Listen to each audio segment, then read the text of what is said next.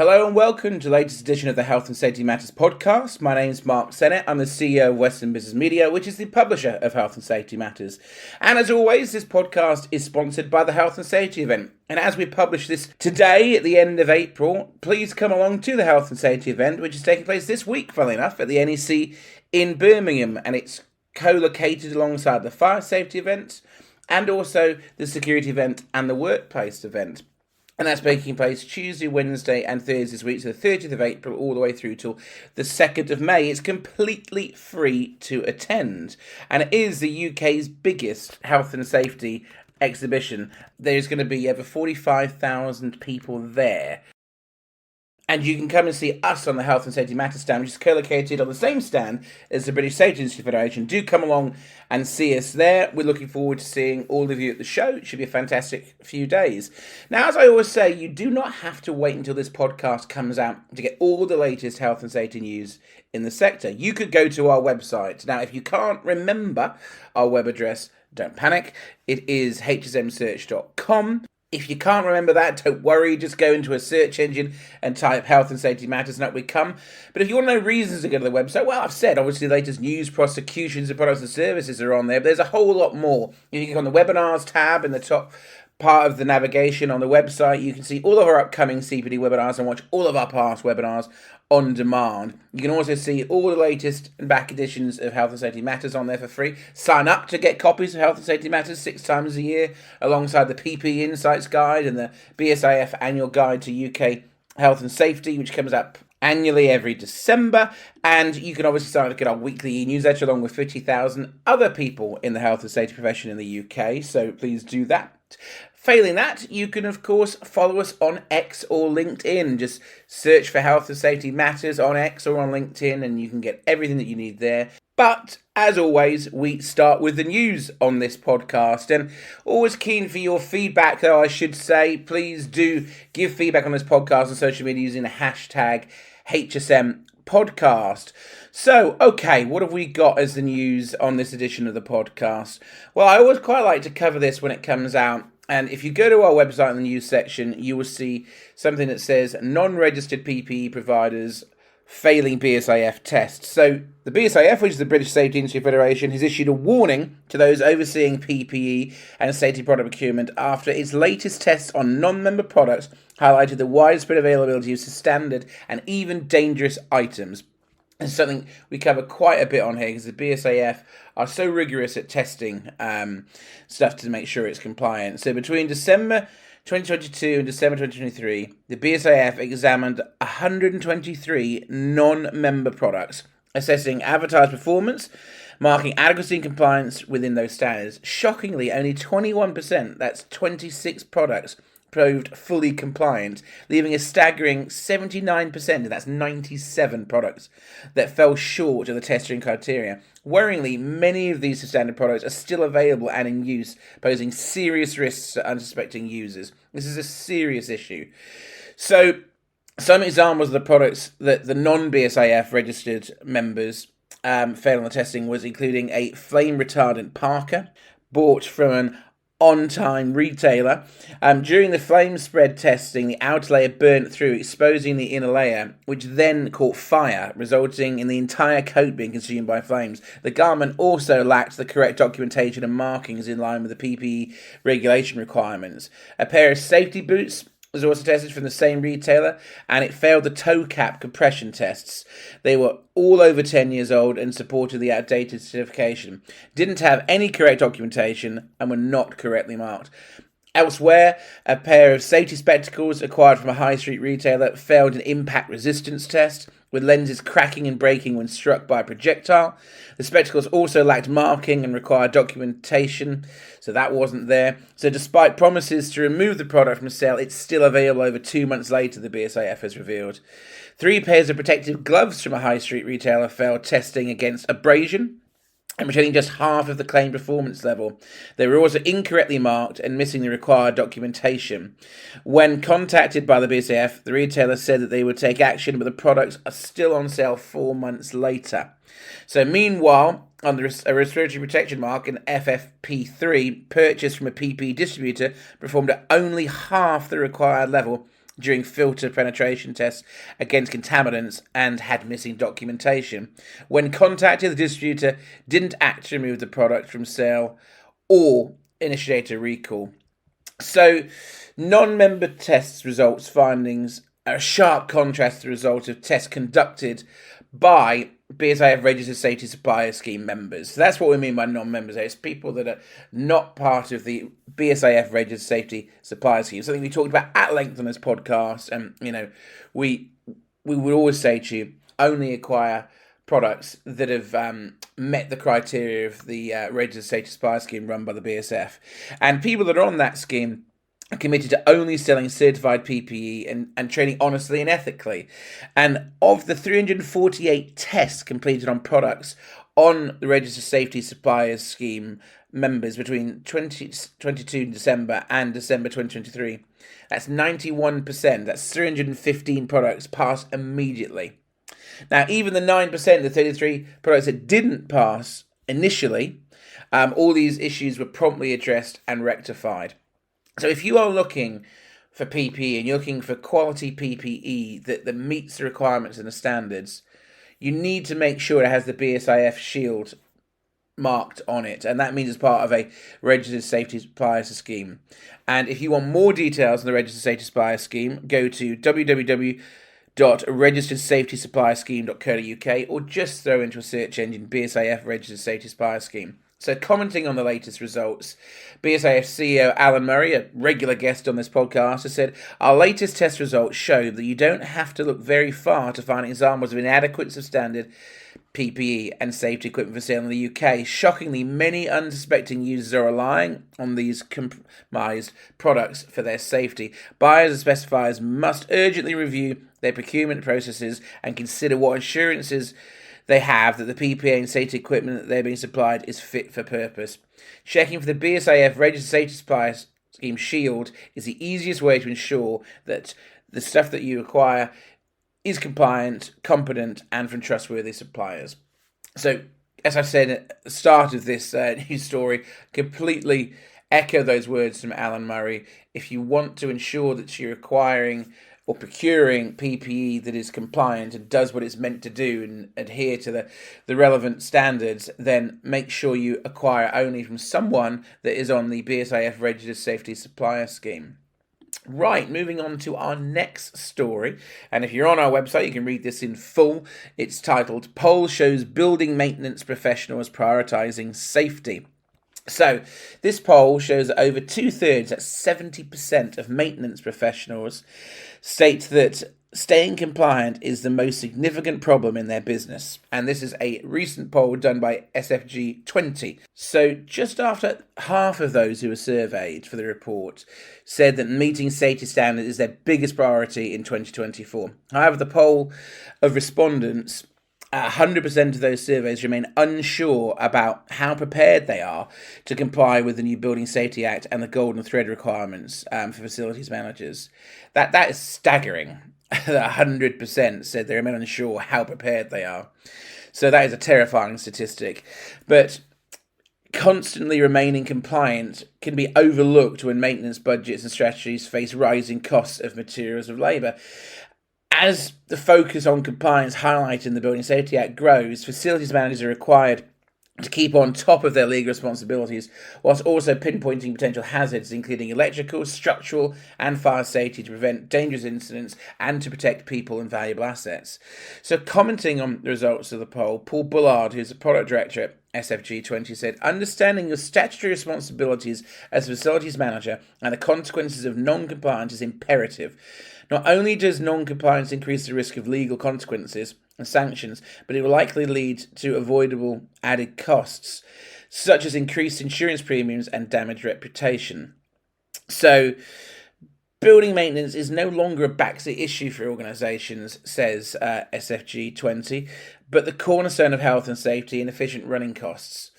A fix-on-fall approach might work for non-statutory maintenance, they say, but the approach can mean statutory tasks are not completed, creating significant risk to both building owners and occupants. So we get a lot of research sent to us here at Health and Safety Matters, and obviously this covers the facility management sector and the health and safety sector as well. But it's quite rare that we get something quite sensationalistic as these stats that come through, to say that over 2/3 of maintenance professionals are saying that compliance is the most significant problem for them in a business is a concern, and 100% of those in the poll remaining unsure how prepared they are to comply with the Building Safety Act and golden thread requirements is staggeringly high statistics.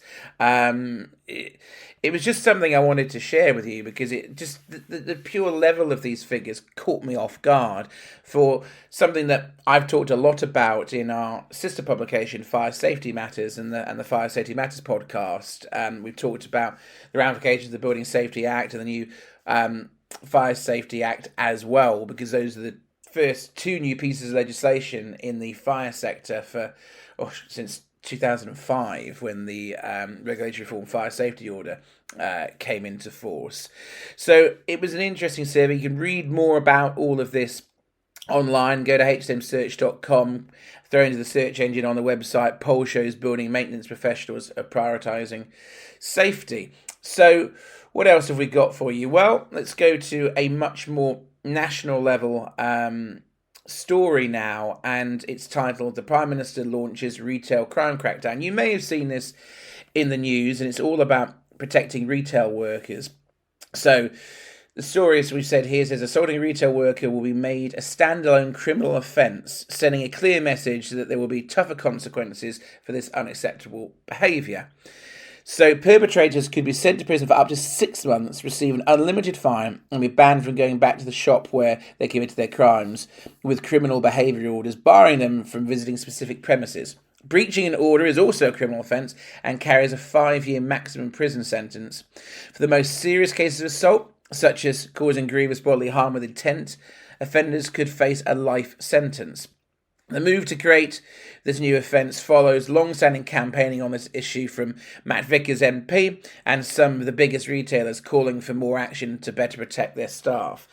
We have covered on here before the dangers not only of lone working for retail staff or just staff in general. There's no scenario where it is okay for someone to go to work and be assaulted, let alone in retail premises. And this is obviously something that has, as we said, that Matt Vickers has long campaigned for. The government is also stepping up action to clamp down on offenders who repeatedly target country's high streets, with serial offenders forced to wear tags to track their movements. These tags will be constant and physical reminder to offenders that the probation service can find out where they've been and when, and that they risk being sent to prison if they refuse to obey the rules. Under an amendment to the Criminal Justice Bill, if an offender is found guilty of assaulting staff 3 times or is sentenced for shoplifting on 3 separate occasions, they should be made to wear a tag as part of any community order. Ahead of this legislation coming in, the government will partner with the police force to pilot a bespoke package of community sentencing measures which can be used by judges to tackle high level of shoplifting, send a clear message to repeat criminality that this will not be tolerated. The government is also ramping up the use of facial recognition technology to help catch perpetrators and preventing shoplifting in the first place. We've covered that in depth also on another sister publication we've got, Security Matters, and the Security Matters podcast. So if you're interested in the security sector, that's definitely a podcast and a publication for you. So going back onto that facial recognition technology, that's backed up by a $55.5 million investment over the next 4 years. The police will be able to further roll out this new state-of-the-art technology. This will include $4 million for bespoke mobile units that can be deployed from high streets across the country with live facial recognition used in crowded areas to identify people wanted by the police, including repeat offenders. So the Prime Minister, Rishi Sunak, has commented on this, and he says since 2010, violent and neighbourhood crime in England and Wales has fallen dramatically, showing our plan to keep the streets safe is working. That very much feels like we're into election season reading that, but yet shoplifting and violent abuse towards retailers continues to rise. I'm sending a clear message to those criminals, whether they're serious organised criminal gangs, repeat offenders, or just opportunistic thieves who think they can get away with stealing from local businesses or abusing shop workers. Enough is enough. Our local shops are the lifeblood of our community, and they must be free to trade without the threat of crime or abuse. So I don't think anyone would disagree with strengthening these measures. There's obviously a multitude of things they're doing through strengthening this bill. And as I said many times on here, you have a right to go to work and come home safe. And that absolutely includes not the threat of violence towards you in your workplace. And obviously in this situation, we're talking about retailers. James Cleverly, who's the Home Secretary, has also commented on this. And he said there is quite simply no excuse for threatening behaviour or stealing, which can ruin other people's livelihoods and run it into the ground while being traumatic for workers. So I'm very supportive of measures like this. We should take tough action on crime. It's unacceptable. I don't want to talk about the stealing aspect here, it's not relevant so much to health and safety, but let's talk about here about the protection of workers. Absolutely. If you assault people in their workplace, you deserve the book thrown at you. And, people that work in those environments, if you're listening to this and you've got teams that do work in the retail aspect, which I know plenty of you listening to this do, then hopefully this is something that you support, the strengthening of the laws. Always keen to hear your feedback on it. Give us feedback on social media using hashtag HSM podcast. So the next news story I've got for you is all about NEBOSH. And NEBOSH has appointed a trio of new trustees, and they have welcomed Laurie Cunningham, Linda Kennedy and Don Lloyd to its board of trustees. These appointments come as NEBOSH prepares to launch a new 3-year strategy, and trust me, we will be covering that. And in fact, the guest on the next episode of the Health and Safety Matters podcast is the CEO of NEBOSH, so I suspect we will cover that at that point. But these new trustees will lend a particular experience to technology and people-focused programs, as well as complementing NEBOSH's core purpose of enabling workplaces to be safer and healthier.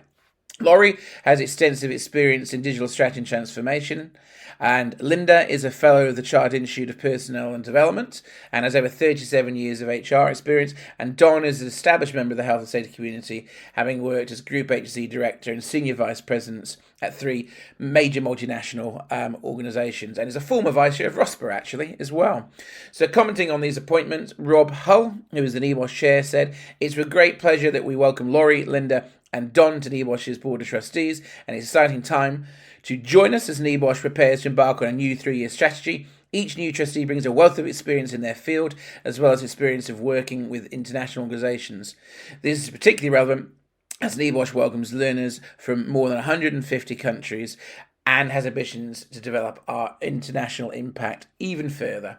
So, anything to add to that? We always like to give a little bit update on, moves in the sector. And, congratulations to Laurie, Linda and Don, and we wish them all the best in their role. We work very closely with NEBOSH, and in fact, as many of you may know, we're actually doing a conference alongside NEBOSH's conference on the 27th of June. Our conference is Health and Safety Matters Live. It takes place at the Coventry Building Society Arena on the 27th of June, as I said. Completely free to attend. You can register to attend at hsmlive.co.uk. NEBOSH will be doing an alumni conference alongside us. We're expecting over 500 people to come to this day. It's a great day. I mean, there's no reasons not to come. It's a full day of CPD. You'll get CPD certificate for attending. There's over 40 exhibitors. You get a free lunch, free parking, free Wi-Fi, free cloakroom. Everything is on us in that situation. And there's a train station on site as well if you want to travel by public transport. That's at the Coventry Building Society Arena, formerly known as the Ricoh Arena, the home of Coventry City Football Club. But if you're looking for reasons to come, well, looking at the seminars, we've got an opening address from the Health and Safety Executive. We have got a session, a really interesting one actually, on the introduction of AI into the world of health and safety. We've talked about the adequacy of stress risk assessments. We've got a session on sustainability and hand protection. Reducing workplace injury with an ergonomic safety technology is a session as well. How to create good practice for driving at work. That's a really key session being delivered by Driving for Better Business. Taking the risk out of specifying PPE safety equipment. That'll be another key session following on the back of what we talked about, non-compliant PPE earlier. Lessons learned from recent health and safety case law will be delivered by DAC Beechcroft, leading lawyers in the health and safety sector. And then we've got a session that we know you'll all enjoy, and that is a health and safety mock trial where you, the audience, will actually be the jury. It is based on a real life prosecution, and effectively the case is put out in front of you as though it was the court case, and then we throw over to you to say guilty or not guilty. And once that verdict is delivered, then we actually say what the real life verdict was, whether it was guilty or not guilty, and share the lessons learned from that and why they either were or weren't guilty. So that is something that you can absolutely take into your workplace with you. It's always jam-packed. As I said, all of this is completely free, and it takes place on the 27th of June in Coventry. If you're looking for suppliers, we've got all the big names there. Casella are there, BSIF, Blackline Safety, Draeger, Eco Online are there. We've got JSP, the headline sponsors, RS. We've got Lakeland. We've got Martor, Moldex, Minuendo. We have got Resmar on the training side. Safety Rocks are there. Unigloves and Gore-Tex are there. The Safety Knife Company, Tilsa Tech. NEBOSH are obviously there as well, DuPont, and I could go on and on and on, and the British Safety Industry Federation will also be there with a stand. So great place if you've got training needs, if you've got procurement needs for health and safety products, or you just want guidance. It's the place to go, with the Health and Safety Executive being there with a stand as well, BSIF being there. It is the place to go, and it is the 27th of June, completely free to attend at www.hsmlive.co.uk. So please do come along, and I'm looking forward to seeing you all there. So please do give your feedback on the podcast. As I've said, go on social media, use the hashtag HSM podcast. But what we do after the news, if you're new to the podcast, is we always invite a guest onto the podcast. And I had a really interesting conversation on this episode with Trevor Bronson, who's the Director of Portfolio Strategy at Intelex. And we've done a number of webinars with Intelex that you can watch for free on our website, hsmsearch.com, and click on the webinars tab. But we were just talking really broadly about health and safety because Trevor's so knowledgeable. And some of the topics that we cover now are what's changed in health and safety, in Trevor's opinion, over the last 5 years, what should be a focus for health and safety professionals over the coming months and years, and the impact of technology on the world of health and safety. So it was a really interesting conversation. We were both in different parts of the world when we did it, so technology held up, thankfully, which is the strength of this podcast. And so I sat down with Trevor, and here's what he had to say.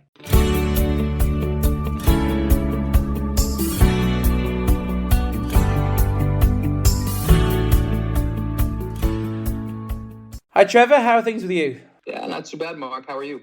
Yeah, good. We've got a truly international podcast today. You're in the States and I'm over in Spain working at the moment. So whereabouts in the States are you based as we speak? Well, I'm based in New York City, but right now I happen to be coming to you from cloudy Pittsburgh, Pennsylvania. It's been sunny, a lot more similar to Spain the last 2 days. Today, I can't say the same.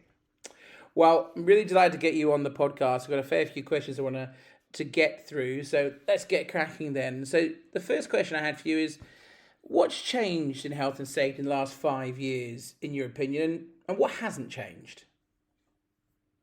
There's been a lot of change in EHS, health and safety broadly, in the past 5 years. I've been working on some materials around this, talking about the accelerating pace of change, which I can start off with to answer this question. Over the past, let's rewind further, maybe 30 years, right? EHS as a discipline has evolved, but it's been a slow evolution because things have been happening not necessarily at the same time as other things. Of course, you always have change in regulations. They come and go, they get more stringent, they get more lax, changes in administrations, changes in regulatory bodies, etc. That's been a slow tick, right? Always kind of trending the same direction, but none of those regulations have necessarily been step changes or paradigm shifters in how it's done. Just another thing to think about as you go about your job, as you make sure your operations are compliant.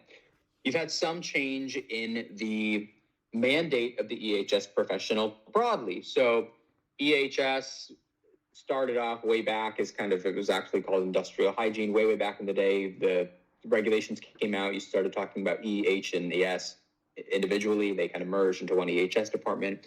You had EHS then go into things like it was at some companies EHS and security, or maybe it was EHS and sustainability, or we saw some companies mix quality in there because the workflows are the same.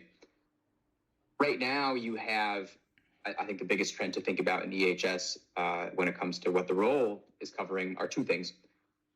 Sustainability is turning into ESG. And while those may sound similar, I think the stark difference that I want to call out to anyone listening is ESG comes with a much sharper and bigger set of teeth than sustainability ever did.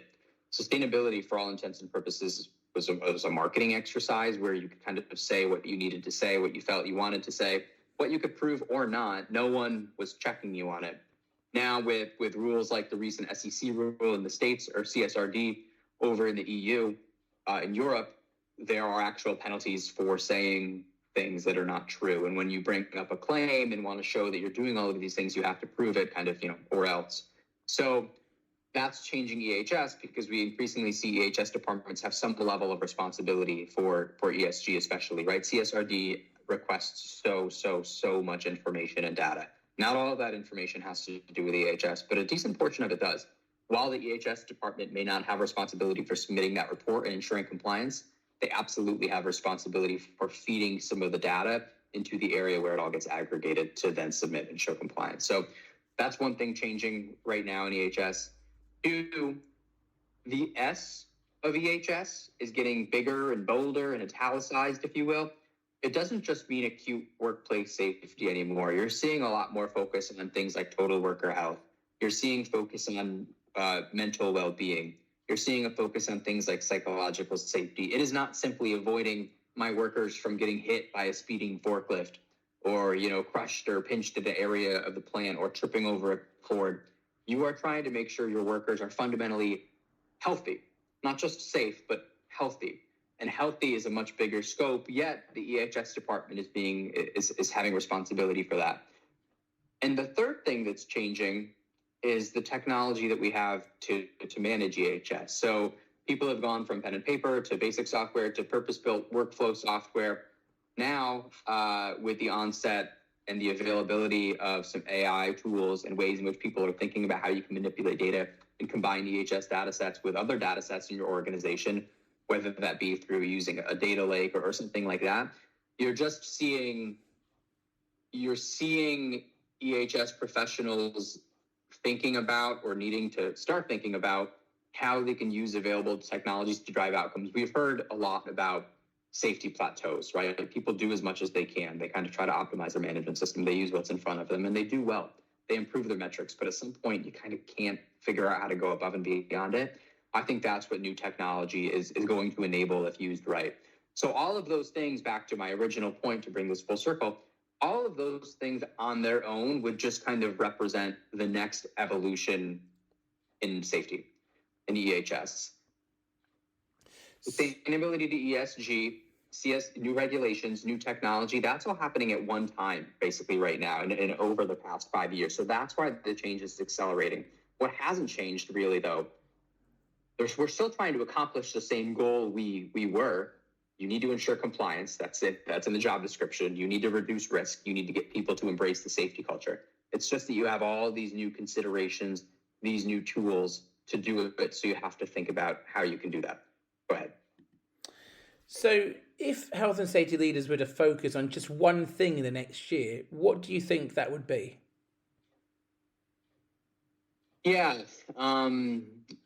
With all that said, if you're going to focus on one thing, I would certainly be taking stock of your tech stack, of the situation you have at your disposal to manage these things, how you see that moving forward for the EHS function, and how you see that more broadly fitting into your company's kind of portfolio of technologies or your broader digital strategy. You need to be aware of what's out there, what's available to you. Because there are so many things available, you need to be aware what can actually drive value, what makes sense for your organization. Look at it this way. The best EHS department isn't the one that has the most technology. It's the one that has the right technology for their needs to meet their goals. So you have to think about that in terms of your own company. You're always paying attention to regs, but it's disingenuous to say pay attention the next year, because you need to pay attention every year. You're always going to be thinking about what your role is evolving into, but that is also a moving target. This current kind of boom in technology, if you will, the accessibility of it, the kinds of things that are out there, this is happening right now and is new. So I encourage people to try to get a handle on that as soon as they can, and deal with the rest. Well, obviously, Intelex is at the cutting edge of technology in the health and safety sector. And I kind of want to go on to question about that now. What do you see as the impact on technology on the world of health and safety today and in the near future? It's just, I mean, I mentioned the whole getting over the plateau thing, if done right, but it's just letting people do more with what they have, right? EHS is grown into be a very data-based discipline. We're always spinning off more and more data, always trying to collect more data, whether that be from inputs from your frontline workers in way of observations or near misses, or maybe it's inputs from environmental sensors where you're thinking about things like temperature or automatic noise sensors, or it doesn't matter. There's a ton of data coming in, and the job for the EHS professional, at least the modern day EHS professional, is to make sense of that data and find which data has relationships with other data sets so that you can find what you can do to materially impact change and drive positive outcomes. So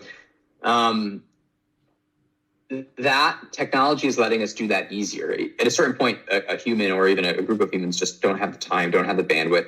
You have other things to do. The job, and I've spent time as an EHS practitioner a couple times over, the day-to-day is very focusing on the problem of the day, the inspection you need to do that day, the permit that's due that day, the report that needs to be filed that day, the accident that happened that day.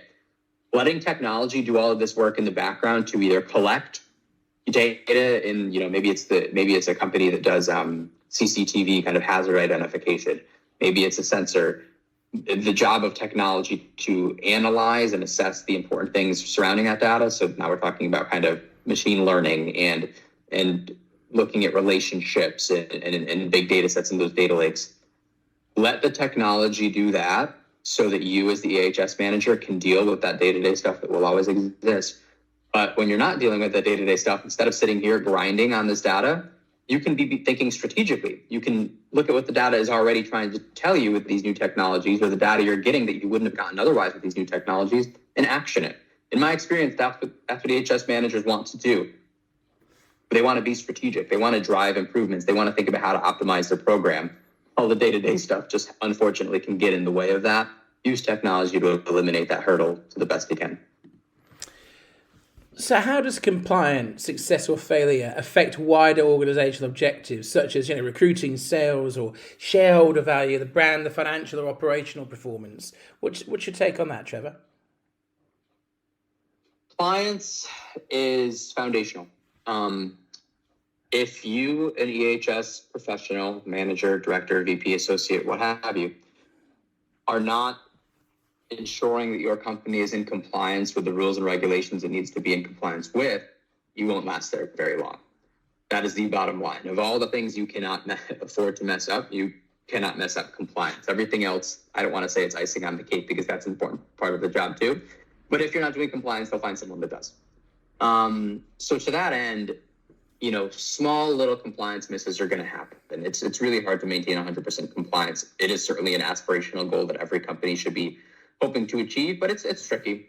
Little compliance misses here and there are going to happen. It's not going to be a huge burden on anything your company's trying to do. But if you mess up something really big, something publicly facing, something that you know is going to get you a lot of negative attention in the media, that can affect things a lot. And it's only going to affect things more and more. Stanford had some research that I believe they took from the employment website Glassdoor that said in 2024, Gen Z is forecasted to replace baby boomers as the second most represented generation in the workforce, at least in the States. I am guessing the same is generally true across the world, just because that's how people work. So this is to say that, right, that generation of folks have a different way of looking at work and have a different way of looking at companies and have a different thing they want to get out of their professional career. So if you're in the news with a huge compliance miss, doing really bad by your employees in terms of safety, doing really bad by the environment, looting something, breaking a permit, taking water from someplace you shouldn't be. That affects the talent you get, because the best people, or a lot of the best people, won't want to come work at that company. So compliance can be kind of benign, but the worse the miss is, and the more public the miss is, the more you're going to risk, and ultimately the more you're going to lose out on. So no one ever wanted to get a fine or a penalty. That will stay true forever. But these more indirect costs of compliance are coming to fruition, coming home to roost, and they'll only become more consequential as time goes on and as you're catering to a new generation of worker. And going on from that, what are the key metrics that every health and safety team should be measuring, and how often should these be reviewed?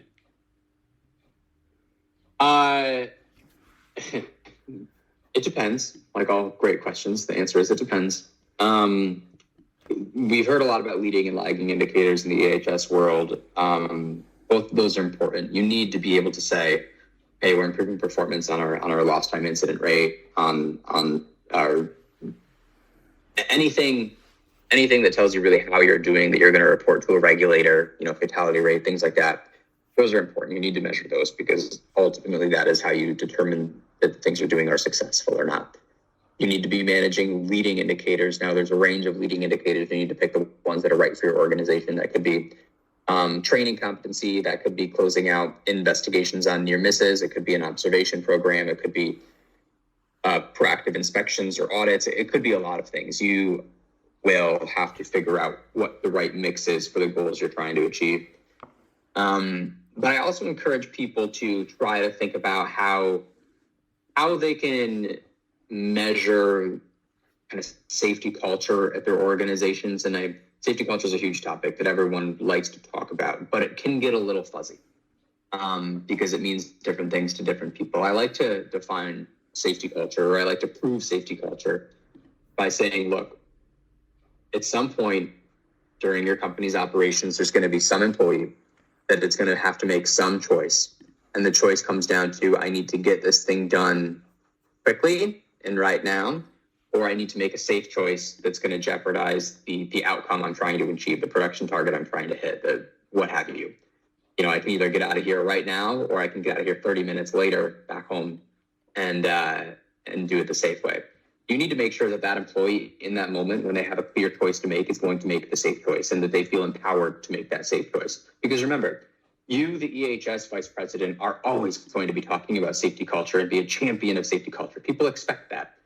But those people that you're trying to talk to that ultimately make that decision don't answer generally to the EHS VP. They answer to their line manager. They answer to their shift supervisor. So unless everyone up that chain within the company is going to empower the people under them to make the safe choice, your safety culture isn't there, or at least it's only as good as its weak gets to link. Because if that supervisor cares more about the production goals for that day than you doing it safely, you are probably going to just do it the quick way, because that is who you're answering to. So thinking about metrics to measure the effectiveness of that could be just simple conformance to policy, could be pulse reports, surveys of the workforce. There's a handful of ways to do it. I encourage people to think about metrics that allow them to get a handle on where that is in their organization. And how do the outcomes of the health and safety function, so successes and failures, impact the corporate brand and the bottom line, in your opinion? We talked a bit about corporate brand, right? If you're in the news for anything EHS, generally no one makes the news for good EHS, unfortunately. Maybe that will change in the future. But if you're in the news for bad EHS, that can really impact how people look at your brand, the talent you're able to obtain, how people buy from you, or what choice they make. So that's not great. When it comes to safety, you also, especially if you're a contractor, so you're working for, a larger company, and many people are somewhere in some other company's supply chain. Increasingly, you're seeing a lot of attention paid to the resiliency and EHS of it all in the supply chain. You were already doing this before COVID, but especially after COVID, when supply chains really got disrupted there for a while, and arguably still are very disrupted. if you're doing your due diligence on a potential supplier, you're working with a potential contractor you're working with, and you as the contractor have been in the news or had poor performance that's at least logged on the regulators' websites, that says we've had a fatality or we've had this accident or we didn't accomplish this thing on time because of an EHS miss, you're realistically going to lose business. I mean, that will directly impact your bottom line because people want to work with people they know are going to be safe and not impact their own operations. So EHS performance is getting more and more scrutiny from more and more stakeholders. That means every screw up has more and more potential to impact your business moving forward. Not to sound all doom and gloom or scare people, but it is kind of scary. And I hope that people were already doing EHS for all the right reasons, but if they needed another reason or another set of reasons, the scrutiny is the reason. And how can businesses demonstrate the value of health and safety? And what would you advise they do as a matter of urgency? They can demonstrate the value of health and safety. It depends on the audience, right? We just spoke about the different stakeholders that this value needs to be shown to. In terms of the bottom line, you would hope to see value in positive health and safety performance, looking at positive business performance. It may, at certain organizations, be hard to make that correlation, but it can certainly be there, again, especially if you're a smaller organization that's a contractor. You want to show the value to your employees in how happy, effectively, your employees are at work. This can come through retention metrics. This can come through the surveys you do just to get a feel for what people are thinking about when they're at the company and they feel taken care of, and if they would recommend this company to a friend, if they're recruiting their friends to come work there, right? If they're proud to be associated with the company. And then you can show the value in health and safety to potential shareholders with CSRD, for example, or any other ESG guidelines, frameworks. There is data that suggests a stronger ESG performance, of which we talked about in the beginning of the call. EHS goes into that in a major way. Allows you to have better access to capital, which if you have access to capital, you can do things to grow the business and make more value, right? And answer to those same shareholders. So there's a number of ways to think about proving the value of EHS. And that's why it's exciting to be in EHS right now. It's always been a cost center. Oh God, we got to do that. Oh man, I don't want to get a fine. Like, oh, I wish we could work faster, but gosh darn EHS, it's just what we have to do. Now there's ways in which positive EHS performance drives competitive advantages, drives dividends, in some cases literal dividends. That's cool. It can elevate the role of the EHS professional. It means the EHS professional can sit at tables maybe they weren't previously able to sit at, invited to meetings they never got the invite to. It's an exciting time, combined with all the technology and all that. It's a dynamic time, an exciting time. And for the right EHS professional, there's a lot of opportunity right now. And for those that aren't aware of your organisation that you work for, Intelex, can you tell us a bit more about what Intelex can offer on the health and safety side? Yeah, absolutely. So Intelex is an environment, health, safety, sustainability. We also do some quality software company. We were founded in 1992, so we've been around for 32 years now. We are based in Toronto, Canada. We have offices in the US. We have offices in the UK. We have other offices around the globe. We are owned by a company called Fortive, which owns a couple of other industrial operating companies. And I say all this to preface what we do is we sell and create world-class environment, health, and safety software, first and foremost. It covers all the workflows that any EHS professional would need. We really over-rotate on democratizing the use of EHS software, focusing on the frontline workers, for focusing on engagement. I spoke earlier in the call about safety culture. I think safety culture can be driven by making sure everyone has a stake in the safety program and the ability to influence the safety program. That means engagement with the technology tools you have, or at least that's Intelex's tact. So that's something we really try to focus on, the user experience of all that.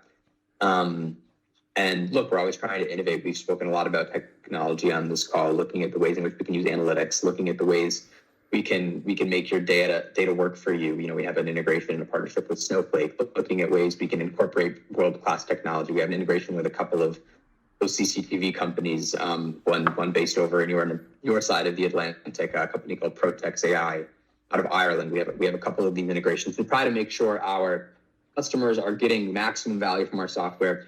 Maximum value means that our software is able to solve their problems, that Intelex is but a tool for a job. We want to make sure we're the best tool for the job, and we want to stay on top of how that job evolves. So that's Intelex. That was kind of a lot of words to answer that question. World-class EHS software if you have to take one thing away. And if people want to find out more about Intelex, is there a website they can go to, or social media? What's the best way to get in touch with Intelex and also get in touch with you direct? Yeah, so Intelex has all the things you'd expect us to have. Website, we're on all the socials, LinkedIn, we have an Instagram account, we're everywhere. You can go to our website, certainly learn more, click around. We offer a lot, so it's a big website, but go around and look if you can find things that are relevant to you. We have a bunch of case studies on there. We have some ROI calculators if you want to see what Intelex can actually do for you in terms of saving money and improving that ROI, showing that value we just talked about. So certainly learn more that way. We have a number of webinars like in the podcast we're doing right now that people can watch and kind of, think about while they're eating lunch. If you want to get in touch with me, you can reach out to me through LinkedIn. I'm always happy to have a chat on anything EHS. That's happened a number of times after conversations like this I'm having with you, Mark, and I always really appreciate that follow-up. So if people were interested in anything I said here or want to hear more about it, I'm happy to continue the conversation on LinkedIn. And I can, follow that up by saying, we work closely with Intelex, and we've done webinars with you in the past, which are always great and informative. And, we did one as recently as the 12th of March on the 5 elements of a successful data-driven safety culture. And that was with Scott Gaddis, who's been a previous guest on this podcast as well. So if you want to go and watch that, get yourself a CPD certificate. It's completely free to do so. Just go to the HSM website, throw into a search engine Health and Safety Matters, or go to hsmsearch.com and click on the webinars tab in the main navigation. And that was a really good session. So I'd strongly urge people to watch that on demand. Well, Trevor, that was a really enjoyable conversation, really thorough. Thank you for all of your time. We really appreciate it. Mark, the pleasure is all mine. Happy to have this conversation. Love talking about this stuff, and I hope everyone listening found it useful and interesting.